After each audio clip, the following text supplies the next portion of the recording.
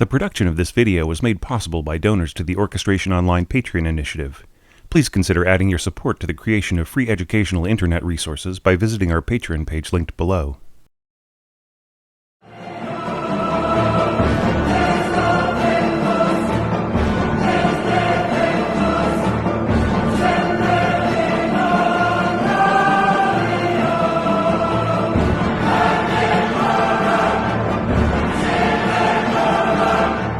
Hey there, this is your orchestration tutor, Thomas Goss.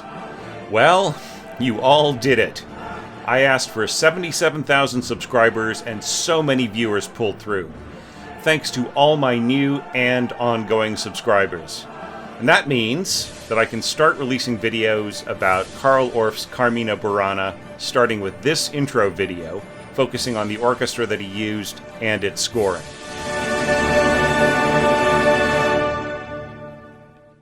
In terms of towering impact and magnificence, Carmina Burana stands next to other enormous works of scoring. But how huge is the orchestra, really?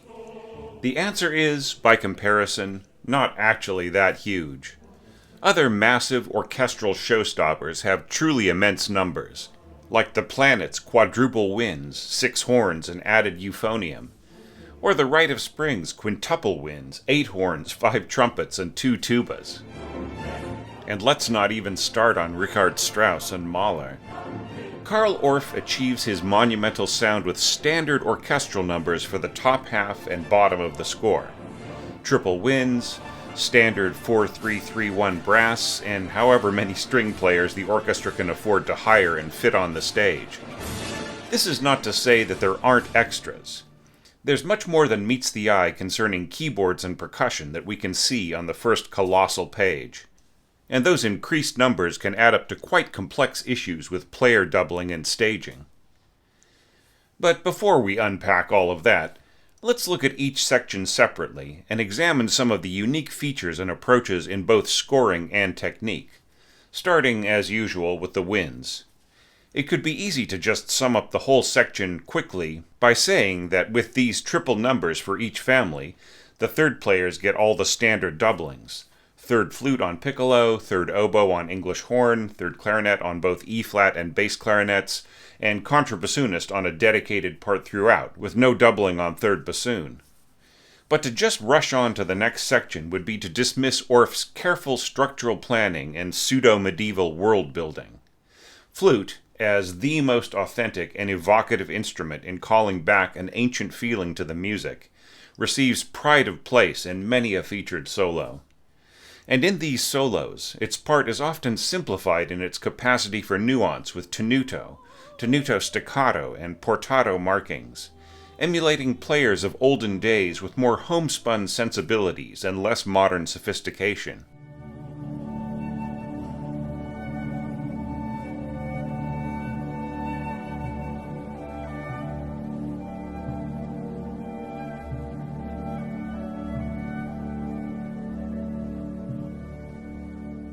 As for oboe, its medieval equivalent was the shawm, a quite loud and somewhat abrupt, honking double reed instrument.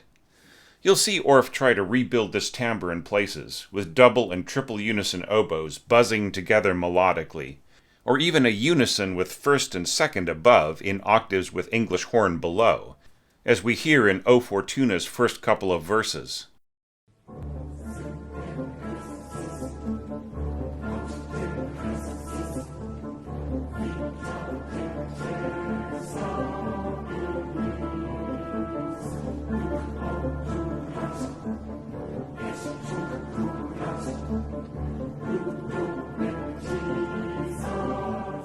The chalumeau, as the progenitor of the clarinet, didn't appear to have stimulated Orff's imagination to include it in his sound picture as a callback. So the clarinet family doesn't receive any extended featured solos celebrating its timbre and unique personalities. But this is not to say that they're neglected in any way. The clarinets are constantly at work, filling in textures,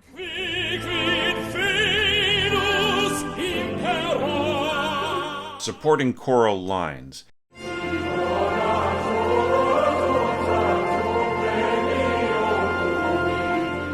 thickening up thematic gestures,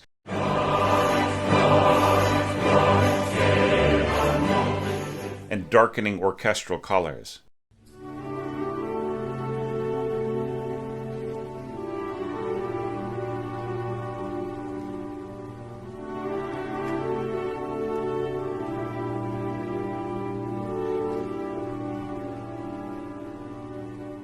Of particular note is the role of third chair, starting and ending on E-flat clarinet, to really give certain episodes a cutting edge in melodic statements, but also taking on bass clarinet in the courtly love section, playing octaves with contrabassoon, so as to free up the standard bassoons for more soulful melodic and textural passages.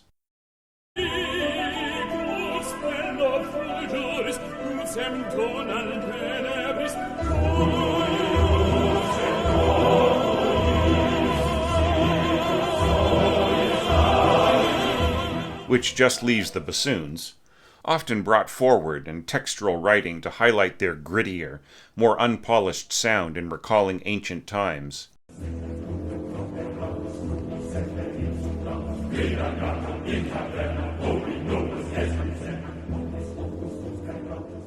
The bassoon really is an instrument whose construction and character have changed minimally over the centuries, though there's no doubt that instrument builders and players have brought the instrument up to a level of much greater capacity of timbral variety, nuance, and virtuosity. But Orff often suggests the bolder, blunter approach of the bassoon's roots as the dulcian, back when most of it was whittled out of a single chunk of wood. I love the very solid pacing of the contrabassoon in the round dance, plodding away with the double basses pizzicato under the timpani and tuba. The fatter and solider the player can punch out these notes while still tiptoeing about, the better.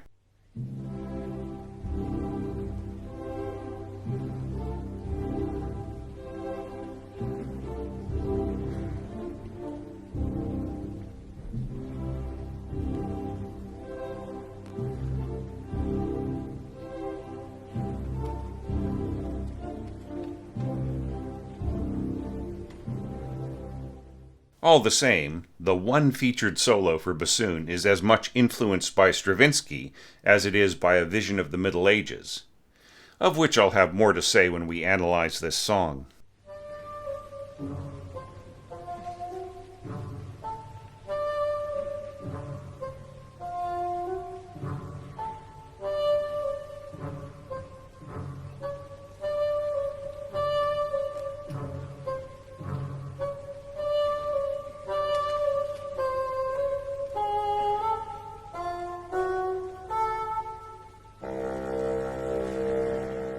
Just as with the wind section, one could quickly glance at the brass, observe their standard orchestral numbers of 4 horns, 3 trumpets, 3 trombones, and a tuba, and assume that's all you need to know. But there's so much more useful information and context to be gleaned before taking on the analysis of any of the songs, especially the really titanically scored ones. For instance, the first thing my keen-eyed viewers may have picked out from the brass is the unusual distribution of horn players across their 2 staves.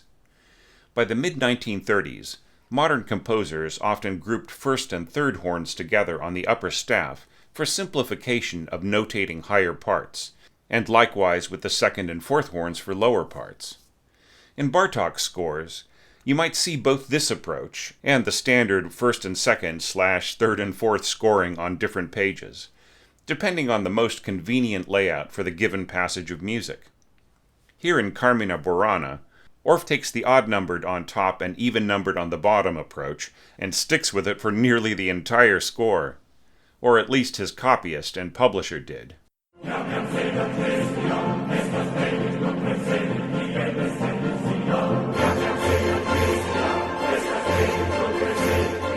This fits in with his medieval brute force tendencies to a degree, but even at that he's inconsistent, and at times appears to forget his planned pitch scheme, putting the first and second in unison in harmonized intervals over the third and fourth,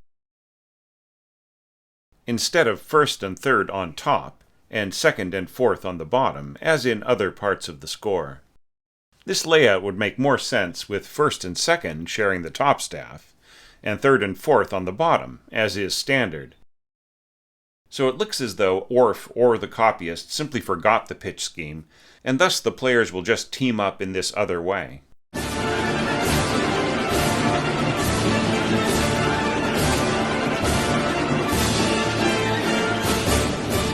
This is not to say that the four horns couldn't play in any configuration possible, completely upside down if scored that way. It's just that the natural strengths of each player have a certain security of outcome, due to their everyday experience of taking traditional roles. And, of course, constantly teaming up the third player with the first leads to bad habits, of which Orff is as occasionally guilty as any other composer to insist on this approach, such as ignoring the special relationship between first and second players, in parsing intonation in intimate moments of exposed harmony, and instead just handing off the subordinate part to the third. Once again, this will sound fine, but may not sound as dependably magical with every orchestra.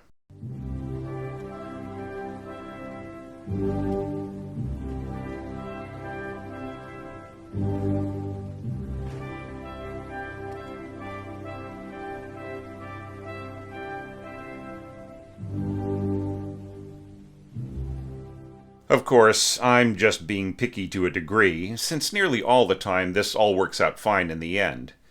The greater question is how the horns are used, and the answer is very similar to the clarinets in filling in texture,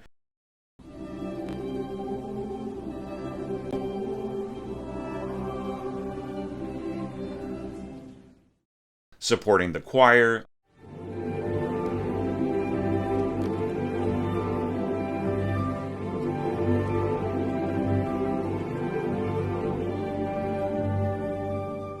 underlining certain gestures, and so on. While horns certainly are an instrument played prominently for thousands of years, especially in battle and in hunting, Orff only occasionally allows them a featured solo or chorale, and at that sometimes as an echo of a fanfare in the heavy brass.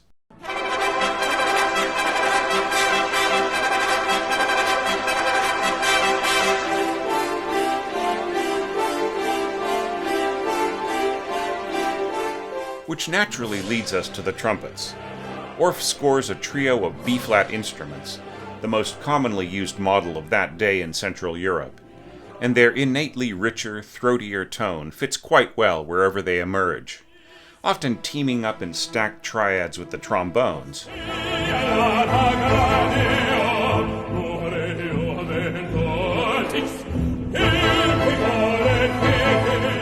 or pushed hard behind the choir,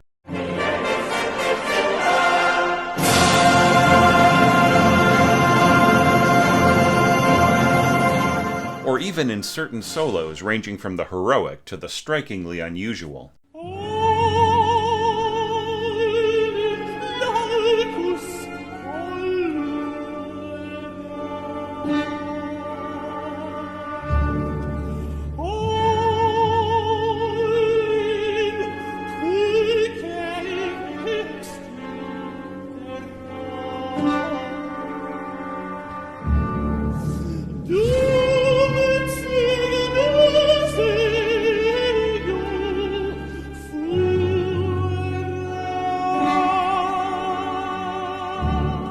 For that last solo, Orff scores for a C trumpet instead of a B flat, probably for its crisper, shallower quality when muted.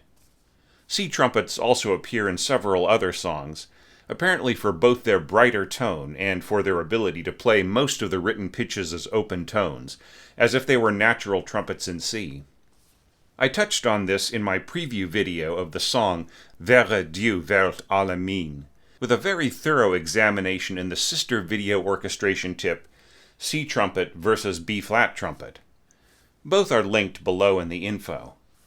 The role of the trombones is really similar to the trumpets, except even more so integrated into supporting the choir as was their original role from liturgical origins. This results in some truly powerful moments when the male choir and trombones work together without any interference. Diese,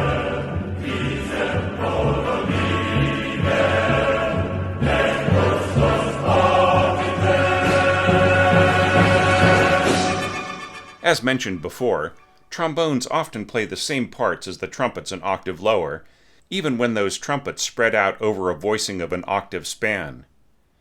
But their role in terms of featured, exposed parts seems to be more integral to rhythmic emphasis.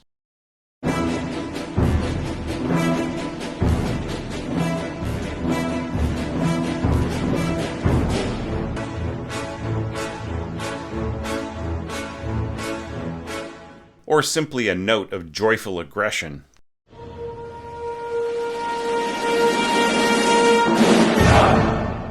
Orff doesn't often team them up prominently alongside exposed horns, but when he does, the effect is rich and unforgettable.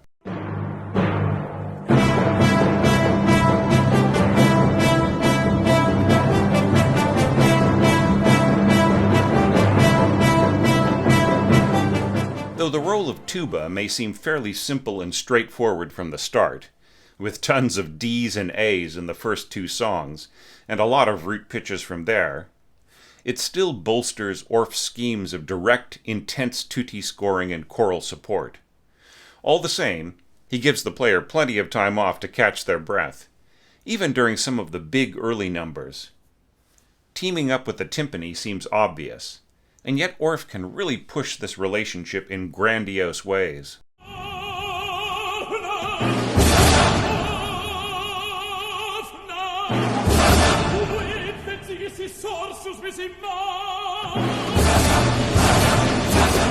My favorite tuba moment comes in the middle of In taberna quando sumus, where pizzicato strings, bassoons and contra, all four horns and doubled octaves, and our trusty blunderbuss all plow their way up heroically through the rest of the orchestra plus choir. If the conductor really allows the tubas to grind up to a blasting fortissimo, the results can be stunning.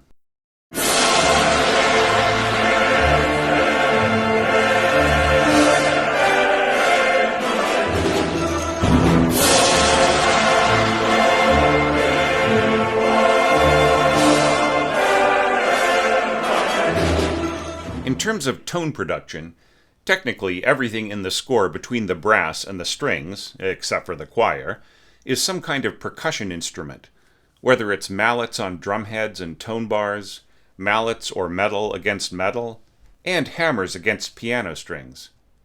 And this is exactly how Orff treats all of them, whether individually or integrated as a group of players, keyboard instruments included. And here's where the discussion returns to extra players.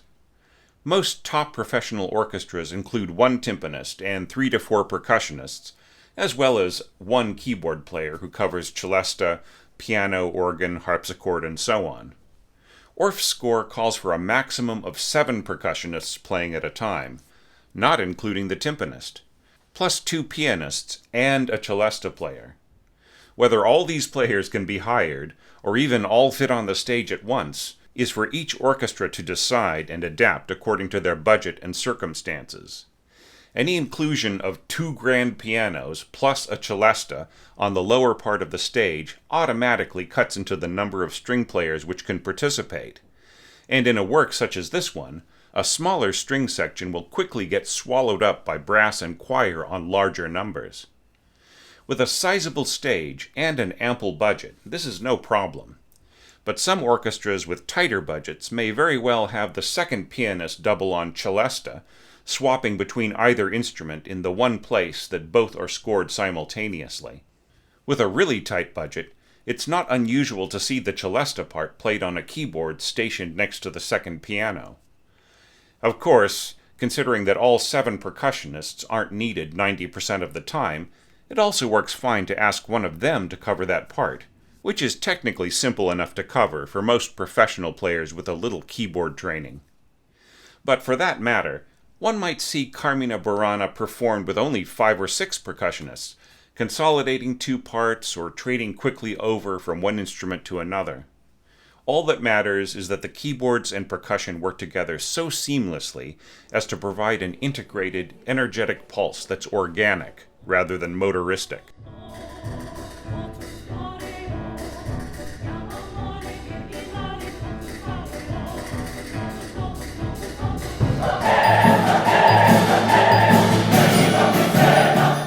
This idea of a keyboard and percussion ensemble supporting solo and choral vocalists isn't original to Orff. Rather, it was his homage to one of the most influential pieces to his development as a composer, Stravinsky's sequel to The Rite of Spring, Les Noces. There are some melodic arcs and dramatic contrasts from that piece that emerge in Carmina Burana in an adapted form, which can be fascinating to compare.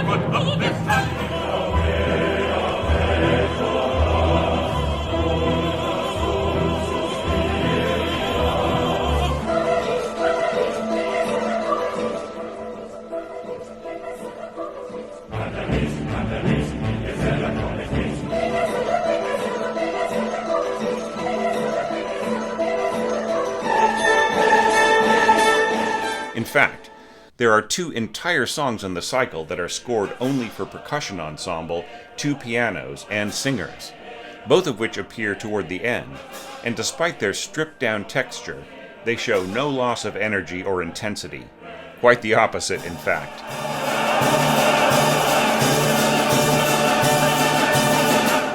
Orff was so fond of this combination of instruments that he scored his follow-up song cycle, Catulli Carmina, entirely the same way, without any winds, strings, or brass. While it's a very moving, gripping piece, the lack of a fuller orchestral sound is probably what's kept it from gaining the same popularity as its big sister, Carmina Burana.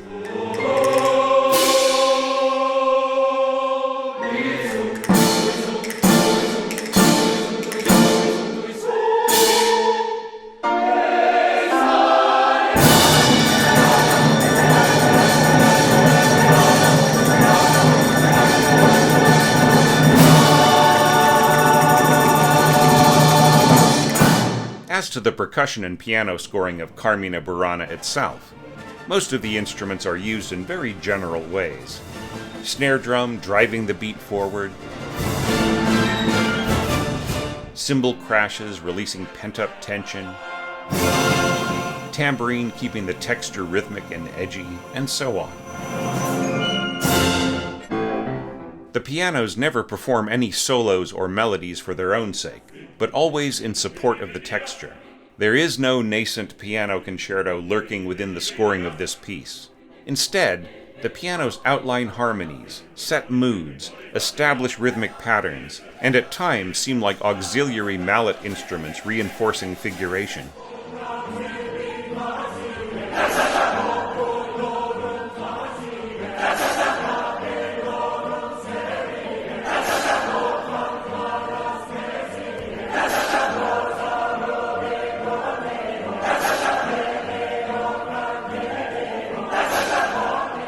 The timpani is in some ways the star of the show, scored with many thundering passages that help make certain moments towering and unforgettable. Yet this is done so tastefully and naturally that the ear doesn't get tired of it.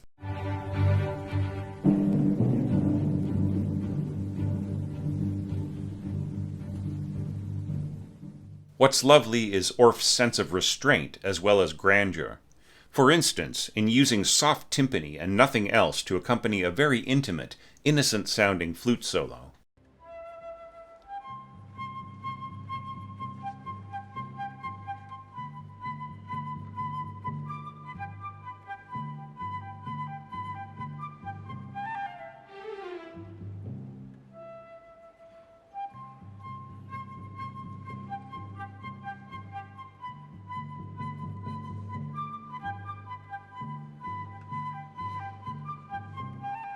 But when all is said and done, the most compelling feature of the piano and percussion ensemble is how it works together as an integrated section from within larger orchestral textures around it, adding emphasis, building momentum, maintaining energy, and defining the character and pulse of a phrase or even an entire song.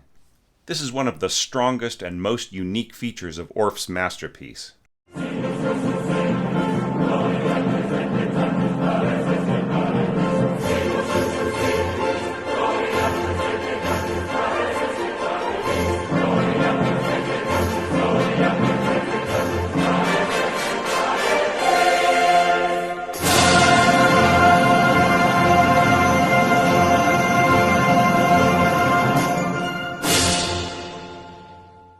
That simply leaves the strings and the choir to discuss. And there's so much to say about both sections that it's better to leave that to the score analysis of each song. But it's probably sufficient for now to observe that Orff's simplicity of approach serves the players and singers very well in keeping the preparation of the work on track during the rehearsal stage. While much of the choir scoring is challenging in terms of maintaining energy, learning medieval church Latin diction, and tackling certain extremities of range, especially in the solo parts, it's also true that the music locks together in ways that make the parts easier to hear and to sing for the choir. Each part is often well supported in the orchestra by the other sections, and harmonies usually consist of simple triads, intervals of a third, or even just unisons and octaves.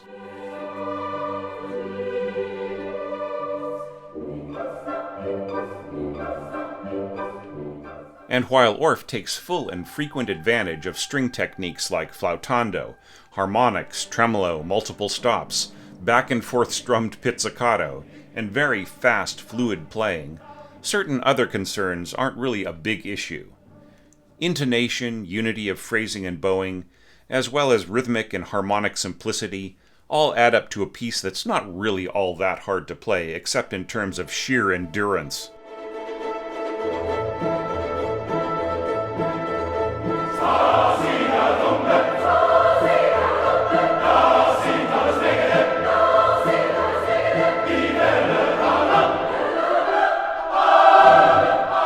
Putting it all together, we see that just like other great orchestral works, such as Holst's Planets, Orff takes all these instrumental approaches and crafts different ensembles to create highly cinematic moments throughout his colossal song cycle. Frozen, yet suspenseful accompaniments by keyboards and a few assorted winds and brass, behind long strings of chanting.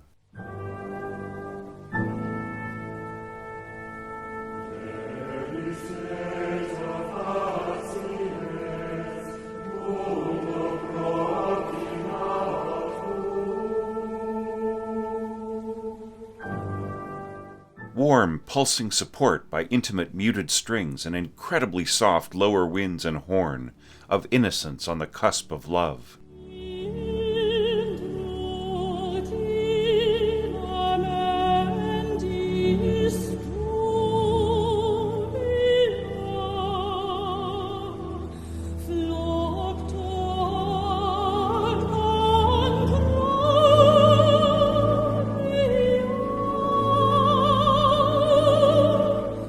Roaring, drunk, carousing where the brass section sloshes along merrily.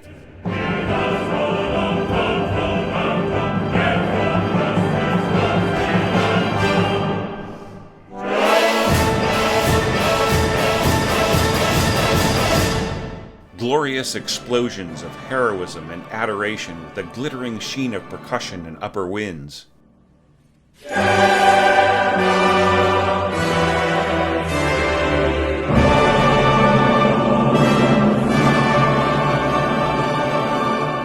And overwhelmingly compelling, even hypnotic cycling patterns, in which the entire orchestra and choir rotates musically like the Wheel of Fortune itself. This is so cinematic, in fact, that Carmina Burana has been quoted many times in films, from obvious temp music rewrites, to sincere homages, all the way to just letting the original music run behind action scenes.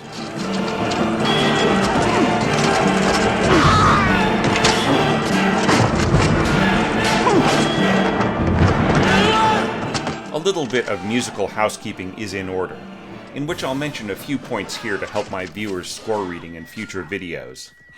The first is that the bass clarinet is scored in what's known as the German system, in which bass clef is used rather than treble clef, and the transposition is sounding down a major second from written pitches, instead of down a major ninth with the standard French system. As most orchestration texts will tell you, and I'll back up with over 40 years of professional experience, do not use the German system in your own contemporary scoring. You should learn to read it and easily recognize the pitches in your own score reading, but orchestra librarians and bass clarinetists alike will reject parts written in bass clef. Another feature of which some viewers may not be accustomed is the use of ottava bassa treble clef for vocal tenor parts. This is actually a standard of vocal scoring that goes back quite a way in musical practice. But if you're new to it, then just remember that everything sounds down an octave, similar to a double bass or contrabassoon part, using treble instead of bass clef. Finally, there's the issue of Orff's modernist approach to time signatures, which I already covered in some detail in the preview video to the third chapter of this series, Varias Leta Facies. But just to touch on it briefly here in the official starting video, Orff puts all the time signature information in the system text above the score, rather than inside every staff, and he uses graphic depictions of notes rather than numbers to indicate the division of beats in a measure. He indicates compound time with dotted notes. Quite often these time signatures can be extensive, as some of the bars are as long as 24 quarter notes. While all of this is quite logically laid out, the frequent changes can be challenging to keep track of, especially when you're used to reading such shifting meter inside the staves or across the score.